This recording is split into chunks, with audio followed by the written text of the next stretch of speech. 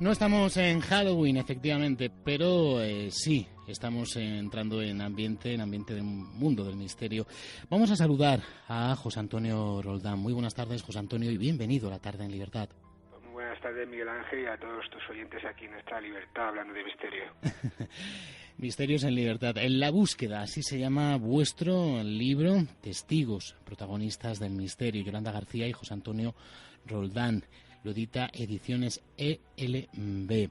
Y, por cierto, que el prólogo también es de otro peso pesado del misterio aquí en España, Javier Arries. Sí, un amigo, compañero también en el programa y, ante todo, un buscador, que por eso queríamos que hiciera el prólogo. Lo conozco desde hace bastantes años y es una persona, es un crack. O sea, Javier es un crack y es una persona accesible, compañero, y es un ejemplo, ¿no?, de verdadero buscador. Ahí estaba también su libro, uno de los últimos. Creo recordar que le entrevistamos por ese libro. Era Objetos malditos. Objetos malditos, sí, eso es. Sí, muy buen libro y lo recomiendo. Pero nos centramos en la búsqueda de testigos, protagonistas del misterio. Cuéntanos, porque además hay una relación especial, como en otra pareja bastante televisiva del misterio, entre Yolanda García y José Antonio Roldán. Son compañeros en las ondas hercianas, a la sazón. ¿Cuánto tiempo lleváis dedicados a esto del mundo del misterio? Pues bueno, yo desde los 16 años y ya voy para 40 ya mismo, y bueno, Yolanda menos porque entre otras cosas tiene bastantes menos años que yo. Y nada, pues yo creo que dedicados al mundo del misterio, todos los que sentimos pasión por el misterio, pues desde que nacemos, no se puede vislumbrar la línea que dedicándote luego a los medios de comunicación ya es otra cosa, ¿no? Yo en mi caso, desde los 16 años, y Yolanda, pues cuando comenzamos el programa de En la Búsqueda, hace ya pues 4 añitos, en el 2012, ¿no? Pues y siempre, ¿no?, sintiendo la pasión por el misterio, ante todo lo que prima en el libro, en nuestro programa y en nuestra vida en general, el escuchar a esos testimonios que son los verdaderos protagonistas del misterio. Con el paso del tiempo habrás visto, no sé, algunos giros, algunos cambios de perspectiva, de enfoque en distintas cuestiones misteriosas, como puede ser los muertos, el más allá, la ufología, distintas ramas que tiene este árbol de lo misterioso. ¿Cuál te ha llamado a ti más la atención? ¿Algún cambio, insisto, de perspectiva? A ver, sobre todo, y para mí, después de ver muchos temas y hablar con muchísimas personas, sobre todo el cambio en los testimonios. Siempre se ha dicho que la gente pues no quiere comentar por miedo al ridículo, a que se rían de él, por diferentes motivos, incluso por motivos algo tan cotidiano y algo tan paranormal en muchos casos como es el trabajo, ¿no?, para no quedar mal en el trabajo. Y poco a poco, y gracias a programas como el tuyo, como En la Búsqueda, como tú has comentado, por ejemplo, del compañero José Manuel García Bautista, que hacen allí Voces del Misterio en Sevilla, pues la gente poco a poco va comentando más sus casos, y eso he visto un avance a la hora de que la gente quiere comentar, quiere ser verdaderos protagonistas del misterio, y también se convierten en buscadores de respuestas de sus propios casos, que eso también es muy importante. Y bueno, luego también pues se acercan a nosotros, lo que también intentamos, hallar respuestas y sobre todo, como te comentaba al principio, escuchar, porque luego ya es muy difícil encontrar el origen de gran parte de los casos, y porque nos llegan testimonios desde todos los puntos del planeta y no somos Son María de Ágreda, no podemos estar en todos los sitios y bilocándonos en cualquier momento, ¿no? Intentamos atender a todo y sobre todo eso, ¿no? Y en cuanto a los temas en general, pues quizás debido al auge de Internet se ha expandido demasiado tanto la verdad sobre muchos temas, pero también las mentiras y los engaños, ¿no? Y quizás ese ha sido el avance más significativo, y a ver si le cogemos un poco de tranquillo los buscadores e intentamos quitar lo bueno y de lo malo, y bueno, y intentar un poquito y despejar las dudas que se vierten en Internet y que luego quedan ahí por 101 años, ¿no?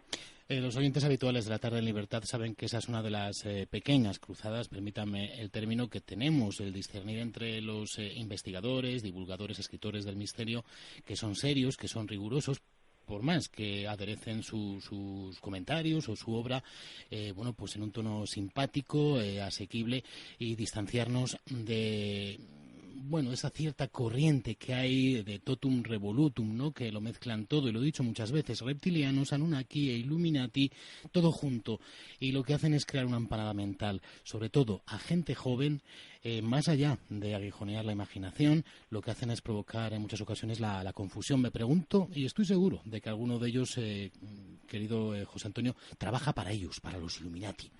Bueno, dicho... trabajan encima, son malos, trabajan de gratis, porque no creo yo que los reptilianos jueguen con la moneda nuestra, ¿no? Pero bueno, que eso es lo peor, ¿no? Que hacen fraude, engaños y encima lo hacen de gratis. Sí, sí. Bueno, pues se divide más de 400 páginas en este libro, En la búsqueda, titulado así. ¿Quiénes son los protagonistas del misterio? Me voy a la página 23. Cuéntanos. ¿A la página 23 te vas? Sí, los protagonistas del misterio. Vale, sí, me gustaría hacerlo de una manera ordenada para que no se me pierda la audiencia y estar coordinados tú y yo, si te parece. Pues ahí vamos explicando un poco el botón de muestra que va a ser el libro y el porqué de las diferentes particiones del libro, que hemos dividido tanto en lo ufológico como en lo paranormal y en lo insólito, más que nada para poner una clasificación de alguna manera, ¿no? Porque para muchos investigadores hay corrientes que apuntan que todo tiene que ver, que no hay compartimentos estancos entre los temas, y otros, pues, sin embargo, desde hace mucho tiempo sí que intentan ir separando poquito a poco los temas, ¿no? Los verdaderos protagonistas del misterio son las personas que nos están escuchando, que han tenido experiencia o encuentros con lo insólito y extraordinario, y que no hay, Miguel Ángel, y tú bien lo sabes porque has escuchado a mucha gente, a muchos investigadores y también a testimonios, no hay diferenciación ni de edad, ni de sexo, ni de nacionalidad, ni de nada, ¿no? Ni de cultura, ni si han estudiado, ni si son universitarios, hay de todo. Y bueno, también luego hemos intentado conocer la opinión de la psicología, ¿no?, respecto a lo que se trata del testimonio, lo que yo siempre había escuchado de el testimonio de élite, ¿no? El testimonio de élite, que si, por ejemplo, un piloto, lógicamente, pues en lo suyo tiene que ser un profesional, pero también, ante todo, es un ser humano, ¿no? Y como ser humano, pues se puede equivocar, puede decir la verdad, puede decir la mentira, e incluso porque no puede tener un mal día, ¿no? Y a la hora de tener un avistamiento también hay que tener en cuenta el contexto del testimonio. En gran parte de las ocasiones que vamos a investigar los casos, si tenemos la suerte de poder ir in situ, sí que hablamos lógicamente de la experiencia o de las experiencias, porque en muchos casos son varias, pero ante todo intentamos conocer a la persona que tenemos delante de nosotros, un poco el contexto, su relación con el mundo, con la sociedad, con la gente con la que trabaja, con las amistades, con la familia, porque también es importante conocer el caso en sí, ¿no? Porque todo forma parte del caso. No solo es ir allí que te cuente, pues mira, he visto una luz en el cielo, se me ha aparecido el fantasma de mi abuelo, no. A la hora de investigar hay que conocer el contexto de todo el caso. Y bueno, de eso es un poco el resumen de esa página que tú comentabas, la página 23, que es un poco lo que explica en qué va a consistir el libro, y sobre todo que también explica algo muy importante, ¿no? Que bueno, Yolanda García y yo realizamos el programa, realizamos el libro, pero lo novedoso que tiene este libro es que son los propios protagonistas del misterio, los testigos, quienes escriben sus propias experiencias, porque a mí me la pueden comentar, se la pueden comentar a Yolanda, a investigadores y a periodistas, pero a la hora de divulgar lo que te comenta otra tercera persona, pues sí, te puedes acercar a explicar, ¿no?, lo que sienten, cómo la han padecido el asunto en algunos casos, pero claro, solo la persona que la ha sufrido, entre comillas, el hecho, puede explicar lo que sintió en ese momento y lo que vivió, y eso es muy importante, y aparte le ha servido a gran parte de estos testimonios como catarsis, ¿no?, a la hora de verse ante su propio caso en tercera persona. Sí. Y luego pues también algo muy importante es que gran parte de los testimonios que aquí se reflejan en el libro están vivos, y los casos, gran parte de ellos siguen digamos, sucediéndose y tenemos contacto directo. Solo, por ejemplo, hace pocos meses falleció Máximo Óscar Fesco, que era el protagonista de un caso que pasó en Argentina en 1986 y lo llamamos el caso de la Casa Sangrante. Cuéntanos. Pues es un hecho que pasa el 15 de noviembre de 1986 en una casa de La Plata, en Argentina, que comienza a surgir en la mañana, pues lo que luego algunos comentan que es sangre, luego hay voces que dicen que puede ser que no sea, pero sí que hay análisis que comentan que por lo menos hay rastro humano, que pertenecen a hombre, ¿no? A un hombre. Lo que pasa que no dicen el origen y luego pues un poco se diluyó el caso. A partir de ahí, pues imagínate el revuelo, se forma una especie de romería para ir a ver cómo brotaba la sangre allí. Incluso pues la policía tuvo que acordonar la zona, la gente pues iba ahí a intentar recoger sangre, a tocarlo. Cerquita de allí está la aparición de la Rosa Mística en La Plata, en Argentina, y también pues se mezcló un poco, ¿no? Incluso se llegó a hacer un poco, también intentar mezclar un poco el asunto de la Rosa Mística con lo de la Casa Sangrante, y luego siempre la gente avispada que se acerca pues a las apariciones marianas, aunque en este caso lo de la Casa Sangrante en principio no tendría que ver nada, pues intenta también vender un poco de todo, ¿no? Testimonios, pues Óscar Máximo Fesco, Cipriana Núñez, su madre, Abraham Fesco, su padre, y bastantes personas más. También hay casos de gente que ha vivido allí, como Jorge Vivas Casal, que lo he entrevistado y próximamente lo sacaré en el programa, que comentan que para él, pues sí, que sucedió aquello, pero que tiene serias dudas sobre el asunto. Tanto Yolanda como yo, lo que siempre intentamos es mostrar todo lo que podamos sobre el asunto y que el oyente, el lector, pueda hacerse una idea, siempre utilizando el sentido crítico que tenemos ahí en nuestra cabecita, que nos conforma como seres humanos, que tenemos que utilizar. No podemos creernos todo lo que nos comenta. Pues bueno, aquí José Antonio está alargando y está diciendo algo sobre un caso, y claro, si lo dice José Antonio, que es el profesional, entre comillas, el experto, pues habrá que creerlo. Bueno, José Antonio puede estar equivocado, o José Antonio en este caso está divulgando lo que le comenta un testimonio, y puede haber más datos que para completar ese caso, otros testimonios que pongan en duda al testimonio inicial, ¿no? Y de eso se trata, ¿no? Al fin y al cabo somos meros puentes, ¿no?, entre el testimonio y la realidad. Este caso que acabas de comentar, ¿tú dónde lo marcarías? ¿En casos de lo paranormal, de lo insólito, del más allá? A ver, yo creo que está en casos de lo paranormal, pero como hay un poco de todo, yo creo que por eso te decía esa estructura que realizamos en el libro, que algunos lo pondrían en lo insólito y los otros en lo paranormal. Y como no, la gente que mezcla y cree que en aquel momento tenía que ver con la Rosa Mística, con la fe, ¿no? Por eso estamos en una fina línea que no sabemos, según la persona que lo comenta, pues puede ser cualquier cosa, ¿no? Vale, pues vamos a dejarlo, si te parece, hacemos ahí un paréntesis y lo dejamos a modo de paranormal, porque bueno, más o menos cierta afinidad sí que hay.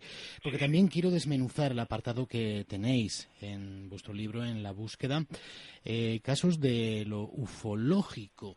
Creo que esto de la ufología, de los ovnis, desde los años 70, por ejemplo, aquí en España, que hubo un auge, recordarás, increíble. Todos tenemos en mente a JJ Benítez, por ejemplo, al doctor Jiménez del Oso y a tantos, ¿verdad? Bueno, pues hubo un auge increíble. Ahora parece, bueno, quizás sea porque estamos sobrenoticiados, demasiada información, no nos enteramos, pero como que ha bajado un poquito la intensidad, o insisto, no nos enteramos tanto. ¿Qué destacarías tú? Un caso ufológico que te llame a ti la atención. A ver, yo para mí, a lo largo de todos estos años, yo creo que no ha bajado. Lo que pasa que lo que tú comentas, ¿no? Según la actualidad, pues se centra en el foco de la ufología, ¿no? Pues puede dar a entender que hay más casos o no. Por ejemplo, casos como el de Montserrat, que sucede, pues bueno, cada 11 de cada mes se reúne. Estaríamos en Cataluña, José Antonio, ¿verdad? Sí, sí, en Cataluña, y justamente a pocos kilómetros de donde estoy ahora, y me ha venido esto a la mente, aparte de que, bueno, pues me parece que hay rasgos en el libro de algún caso de Montserrat, porque he podido investigar bastante. Ayer mismo estuve reunido con una persona allí cerca en el Hotel Bruc, que la gente que escuche y sepa del tema y que haya estado ahí en Montserrat es un punto de reunión. Pues allí se reúne muchísima gente alrededor de este contactado. Es precisamente, y por eso lo saco a colación, es un caso que se viene registrando desde los años 70 y que hasta el día de hoy pues está ahí. Gracias a Dios, a la energía cósmica, lo que sea, el hombre sigue a sus 70 y pico años bastante fresco, ¿no? Y sigue pues reuniéndose bastante gente allí, que lo único que va en este caso es a intentar conocer a otras personas, la gente que se halla cerca, para ahí recojo muchos testimonios, Miguel Ángel, porque claro, la gente, lo que yo siempre digo, ¿no? Cuando se rompe una pierna o se hace daño va al médico, ¿no? Claro. Pero cuando ha tenido una experiencia relacionada con lo ufológico, ¿dónde va, no? O escribe una revista o a un programa de radio, buscan en internet, pues en este caso buscando información, y si están cerquita, pues se acercan a Montserrat a intentar hablar con otras personas. Es un caso que, bueno, el tema también del contactismo para mí es muy peliagudo y muy delicado porque, bueno, difícilmente se demuestra nunca nada. Y luego en este caso, por ejemplo, este hombre tampoco es que se haya ganado nada en lo económico, salvo salir en un programa de radio, de televisión, bastantes a lo largo de estos años, y otras personas, en el caso, por ejemplo, de Sisto Paz, sí que se ha ganado la vida y, bueno, se ha hecho una profesión, ¿no?, del contactar con extraterrestres, ¿no? Como te decía antes, con los reptilianos. Ya no sé el tanto por ciento que se llevará el hombre con ellos, ya el trato que tendrán, ¿no? Pero bueno, son casos que están ahí, que siguen ahí, y sí que comentan la gente bastantes casos, pero también son casos más delicados a la hora de divulgarlos, ¿no? Porque se alarga mucho la investigación a lo largo del tiempo y, bueno, te cuesta bastante ir a los lugares donde están los testimonios y, claro, hasta que no vas allí, lo tienes delante, que eso es muy importante, y tú has comentado a Juan José Benítez, que siempre lo decía y lo dice, que no hay nada que se pueda comparar a estar ante un testimonio y que te comente el caso, porque también te dan muchos datos, ¿no? Cómo esa persona se expresa, cómo esa persona, pues, a través de sus gestos puedes comprobar si es un recuerdo o no, es una mentira, y también en algunos casos, en algunos pequeños casos, se puede ver el afán o no de protagonismo de esa persona, o si realmente lo que quiere es conocer la verdad de lo que le pasó. En muchos casos, por desgracia, es difícil encontrarlo. Además, has mencionado el número 11, que es uno de esos números que tienen tela marinera, lo dejamos aparte, pero el 11S, todos recordamos las Torres Gemelas, el 11M aquí en Madrid, en 2004, el 11 de marzo, otro 11M, pero de 2011. Estoy hablando del tsunami de Japón y Fukushima, la crisis de Fukushima. Hay más cuestiones relacionadas con el número 11, pero no nos da tiempo a todo. Como en vuestro libro, Yolanda García Mena, y en el tuyo, escritora Ara Limón, José Antonio Roldán, habláis de testigos. Yo te voy a contar rápidamente un caso que me pasó a mí. ¿Te parece bien? Me encanta, porque precisamente para eso estoy en el misterio, para escuchar experiencias. Pues voy muy rapidito porque disponemos de poco más de 2 o 3 minutos. Mira, te estoy hablando del año aproximadamente 1995. Madrid, Móstoles concretamente, una zona de edificios que se llama Villa Fontana 2, enfrente de en aquel momento, no sé si seguirá existiendo, enfrente de unas canchas de tenis. Bien, bueno, pues eran las 8 de la tarde o una cosa así, y ya era más o menos de noche. Estaba haciendo algo tan cotidiano como tender la ropa en la terraza. Fíjate que es algo bastante prosaico, si quieres, ¿no?, en comparación con experiencias ufológicas. Bueno, había perdido a 2 tías mías, a modo de abuelas, las dos, esa influencia, ese cariño, ese sentir, y yo las echaba mucho de menos, y en secreto, pues como un tontaina, cuando no creía yo que no me veía nadie, pues hacía así un gesto bastante yo tímido, mirando las estrellas, y me imaginaba que una era una de ellas y la otra, pues otra. Nunca elegía las mismas estrellas, era algo bastante aleatorio, y cuando me acordaba, José Antonio. Bien, pues de repente sentí el pálpito de que algo iba a pasar. Y dije, bueno, si estáis ahí, hacedme alguna señal, leñe. Se habían ido hace muy poco, habían muerto muy recientemente. Bueno, pues de repente sentí que tenía que dejar el balde de la ropa, lo dejé, lo aparté, dejé de tender la ropa y me puse a mirar al cielo, y de repente veo que a lo lejos vienen hacia mí dos estrellas, dos luces. En ningún momento descienden, ¿de acuerdo? Nunca descienden. Siempre es el movimiento de dos estrellas que están en el firmamento, pero que de repente, como que cobran vida, se mueven paralelamente hacia mí, sin descender en ningún momento, cada una con movimientos independientes y bobalicones, pero a la misma velocidad, hasta que se sitúan justo encima de mi cabeza. Y, oh sorpresa, por la izquierda, arriba, vienen otras 3. Se me juntan 5 encima, 5 estrellas. Yo no sé si tendría algo que ver, sería patrocinado por alguna marca de cerveza. Yo, desde luego, que no estaba beodo. Y bueno, eso duró, qué sé yo, ya sabes cómo son esos trances, pues no sé, pues 10 segundos, desaparecieron, no sé a dónde fueron.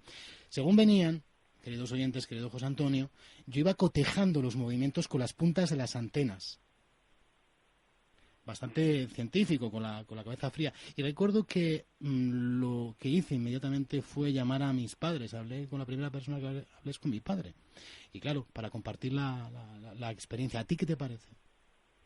Bueno, que en este momento pues habría que ver el día concreto, la hora ya la comentabas, para ver si había más testimonios, ¿no? Pues la verdad... Sí, lo he buscado, pero no encuentro. Tendré que buscarlo más profusamente. Pues bueno, si quieres ya hablaremos vía interna, sí, e intentaremos encontrar más datos, sobre todo el día, para intentar encontrarlos. Pero fíjate, no sé si será respuesta o no. Un método similar es el que hace Luis José Grifol a la hora de intentar ahí en Montserrat encontrar respuestas, es hacer una pregunta y según pase lo que él comenta trazos. Para mí al día de hoy son estrellas fugaces, pero bueno, coinciden en algunos casos, pues responden con un sí o un no. Caso similar, no en los de las estrellas, pero sí, estar tendiendo la ropa y ver un avistamiento bastante interesante ocurrió, por ejemplo, en la zona de Barcelona y en casi, bueno, parte de la franja mediterránea, el 31 de marzo de 1993, cuando se vio pues una especie de nave que comentaban que era como era material de tipo mercurio, y que según qué zonas vieron un trozo, y te comento por qué, porque a la hora de luego recabar... Tenemos, querido José Antonio, un minuto y medio. Pues bueno, encontramos bastantes testimonios y luego hicimos un retrato robot de lo visto. Y bueno, luego se conformó en 3 partes. Lo que sí que pudimos encontrar en aquella ocasión fueron bastantes testimonios, y de lo tuyo, pues ya sabes, es cuestión de buscarlo, y que para eso estamos aquí, en la búsqueda de respuestas, ¿no? Intentar encontrar otros testimonios. Pero muy interesante el caso, y muchísimas gracias por contarlo. Desde entonces me siento menos egoísta y creo más en ciertas cosas, pero también me doy cuenta de que hay que tener predisposición para que te pasen cosas. Aquellos corazones cerrados, aquellas mentes secas, creo que no son buenas antenas o receptores de lo desconocido. Quizá dentro de 100 años, de 300, la ciencia pueda explicarnos muchas cosas. En cualquiera de los casos, José Antonio Roldán y Yolanda García son autores a la limón de este formidable libro titulado En la búsqueda. Testigos, protagonistas del misterio. Rápidamente añade aquello que consideres oportuno y cómo conseguir el libro. Pues muy fácil, en la plataforma de Amazon, y bueno, oportuno es que la gente pues que comente sus testimonios, y lo que tú comentabas ahora mismo, difícilmente se puede tapar el sol con un dedo, y los misterios están ahí. Cuando el río suena, agua lleva, y hay tantos y tantos testimonios y tantas personas que algo tiene que haber, ¿no? Lo anormal, lo paranormal no es tan extraño como parece. Muy bien. José Antonio Roldán, amigo, pues fortísimo abrazo y enhorabuena por este trabajo. Muchísimas gracias, Miguel Ángel. Gracias.